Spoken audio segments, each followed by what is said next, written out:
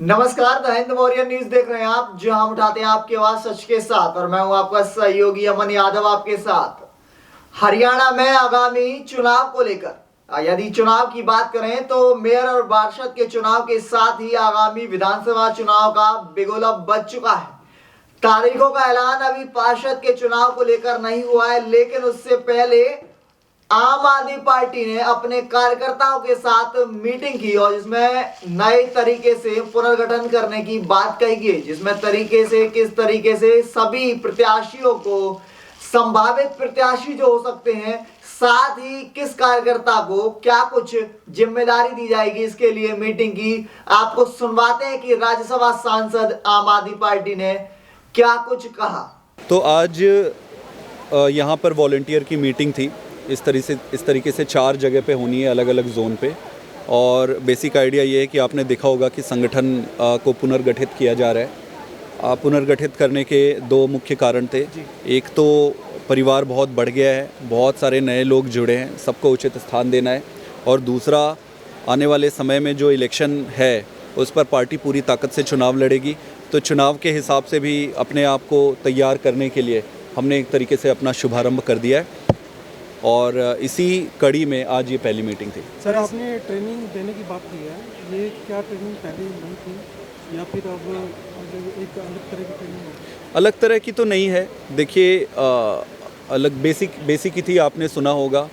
लेकिन चूंकि अब चुनाव के दिन पास आ रहे हैं, 3 कॉरपोरेशंस पे भी इलेक्शंस है, प्लस उसके अलावा संगठन अभी डिसॉल्व हुआ है। तो संगठन को बनाने से पहले ये एक स्टैंडर्ड सा प्रोसेस है जो कि हर जगह पे होता है। संदीप जी, नगर निगम मानेसर गुरुग्राम फरीदाबाद चुनाव है, आपने जिस प्रकार से उसका जिक्र भी किया, क्या लगता है कि इस बार आम आदमी पार्टी अपने मजबूत कैंडिडेट के साथ उतारेगी और जिस प्रकार से आप लोग विश्वास दिला रहे हैं कि हम जीतेंगे? बिल्कुल, पूरी ताकत से चुनाव लड़ेंगे। और जो कॉरपोरेशंस के 3 कॉरपोरेशंस के आपने नाम लिए हैं उस पर तो लड़ेंगे ही। इसके अलावा भी आगे जो भी लोकल बॉडीज़ के इलेक्शन हरियाणा में आएंगे वो सारी इलेक्शंस लड़ेंगे। क्या इसमें नगर निगम चुनाव से पहले गुरुग्राम का आप यहाँ पर जिला अध्यक्ष नियुक्त कर देंगे? वो एक प्रोसेस की बात है, वो देखते हैं। उस पर 1-2 अनाउंसमेंट्स होने वाले हैं बहुत जल्दी। बट वो एक स्टैंडर्ड प्रोसेस है, वो करेंगे। अभी सबसे इम्पॉर्टेंट चीज़ ये है कि कैंडिडेट सेलेक्ट करना, कैंपेन लॉन्च करना, और फिर इन सब करके फिर चुनाव लड़ेंगे अच्छे से। साथ में आपने कहा कि हम इस बार हमारा परिवार बड़ा हो गया है, इसीलिए हम लोगों को अब पद देंगे। लेकिन क्या आधार, क्या उनके पास में आपने सोचा है कि वो कैसे लोग होने चाहिए जिन्हें जिम्मेदारी देनी चाहिए आम आदमी पार्टी की? देखिए, राजनीति में सभी अच्छे लोगों को जुड़ना चाहिए। सभी अच्छे लोग जब जुड़ेंगे तभी जाकर बदलाव हो पाएगा। आम आदमी पार्टी की विचारधारा को सब्सक्राइब करने वाले, उसको तारीफ़ करने वाले, जुड़ने वाले, केजरीवाल से जुड़ने वाले की संख्या काफ़ी बढ़ गई है। गांव-गांव में लोग आ गए।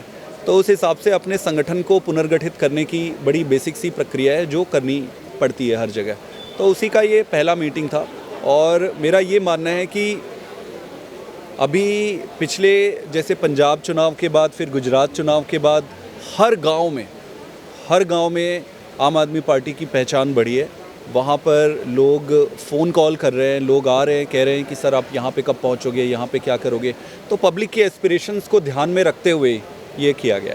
एक अहम सवाल और, जिस प्रकार से सुशील गुप्ता जी ने यहाँ पर काफ़ी लंबे वक्त से आम आदमी पार्टी को हरियाणा में जीवित रखा, उसके बाद अनुराग ढाढ़ा जी आए, अब संदीप पाठक को आम आदमी पार्टी ने बीच में ला दिया है। क्या लगता है ये तीनों की त्रिकोणी आगामी 2024 में कुछ कर पाएगी या फिर इन दोनों को दबा के संदीप पाठक अपना नाम कमाएंगे? संदीप पाठक इम्पॉर्टेंट नहीं है। संदीप पाठक को अभी पार्टी ने पूरे देश का राष्ट्रीय महामंत्री बनाया है। मेरी जिम्मेदारी सारे राज्यों में उतनी है। यहाँ पर हमारे प्रभारी जी काम कर रहे हैं, अनुराग जी काम कर रहे हैं, ये हमारे लीडर हैं यहाँ के। टीम के जैसे काम करना है। और संदीप पाठक की अकेले कोई पहचान नहीं है। संदीप पाठक कुछ भी नहीं है। केजरीवाल जी ने मुझे ये जो पद दिया है, मैं उस पद के लिए दायित्व का निर्वहन कर रहा हूँ। हम सारे अपने दायित्व का निर्वहन कर रहा हूँ। और एक चीज़, हाँ, परिवार जैसे मैंने कहा वॉलंटियर में भी बढ़ा है तो लीडरों में भी बढ़ा है। तो अभी काफ़ी बड़ी हो गई है। और अच्छे जो पुराने घाघ पार्टी यहाँ बैठे हुए हैं उनको टेंशन तो होना ही चाहिए। सर, ये जो आप ढूंढ रहे हो ना, ये आम आदमी पार्टी में नहीं होता, ये बाकी पार्टियों में मिलेगा, वहाँ ढूंढिएगा। सर एक अहम सवाल तब खड़ा होता है जब कहीं ना कहीं लोगों के द्वारा एक सवाल निकल कर आता है कि बीजेपी का इतना नुकसान नहीं कर पाती आम आदमी पार्टी, उसको ज़्यादातर जो वोट रहता है वो कांग्रेस का काटती है। उस पर क्या कहना चाहेंगे आप? देखो, मैं ऐसे नहीं मानता हूँ। आप देखिए, एमसीडी में चुनाव हुआ, एमसीडी में हमारी लड़ाई किससे थी? बीजेपी से थी। आम आदमी पार्टी की लड़ाई एमसीडी में बीजेपी से थी, बीजेपी को हमने हराया। फिर हम गुजरात गए, गुजरात में तो कांग्रेस थी ही नहीं कहीं पे, साइलेंट मोड पे थी। हमने लड़ाई किसके अगेंस्ट लड़ी? हमने लड़ी बीजेपी के अगेंस्ट।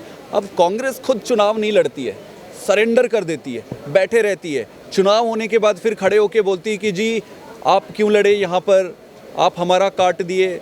हम आपका कुछ नहीं काट रहे, आपको समझना पड़ेगा कि मेहनत करना पड़ेगा। सर हरियाणा का चुनाव ना दिल्ली जैसा चुनाव है, ना गुजरात जैसा चुनाव है, ना ही पंजाब जैसा चुनाव है। हरियाणा का चुनाव है ठेठ चुनाव। तो क्या लगता है आम आदमी पार्टी जो है वो ठेठ चुनाव लड़ पाएगी इस बार? हमें सारे तरह के चुनाव लड़ने आते हैं। हम इनके गढ़ में जाकर गुजरात में पसीना निकाले थे इनका। और मैं एक बात बताऊं, ये कोई ट्रिक विक पे हम काम नहीं करते। हमारा बड़ा सिंपल है। जनता के जो एजेंडा है, बिजली, पानी, सड़क, गुड गवर्नेंस, ईमानदार राजनीति, उसको लेके जाते हैं और जनता अब खुद तैयार है। एक चीज़ और, इसमें हमारी कोई बड़प्पन नहीं है कि हम चुनाव जीत जाएंगे, हम ये कर लेंगे। हम बड़े ऑर्डिनरी लोग हैं, कुछ नहीं आता हमको। जनता तैयार है, that is the point. Thank you ji. तो देखा आपने किस तरीके से उन्होंने तमाम सवालों के जवाब भी दिए, जिसमें उनका कहना है कि जैसा कि सवाल उनसे पूछा गया कि क्या भारतीय जनता पार्टी को वह शिकस्त दे पाएंगे, तो उन्होंने यह आश्वस्त किया कि वे लगातार भरसक प्रयास कर रहे हैं और कहीं ना कहीं उनका परिणाम भी उनकी अपेक्षा के अनुकूल ही आएगा। अब ऐसे में देखने वाली बात यह होगी कि क्या कुछ चुनाव के रिजल्ट रहेंगे, परिणाम किसके पक्ष में जाएंगे। तब तक के लिए आप देखते रहिए मेरे साथ द हिंद वॉरियर न्यूज। धन्यवाद।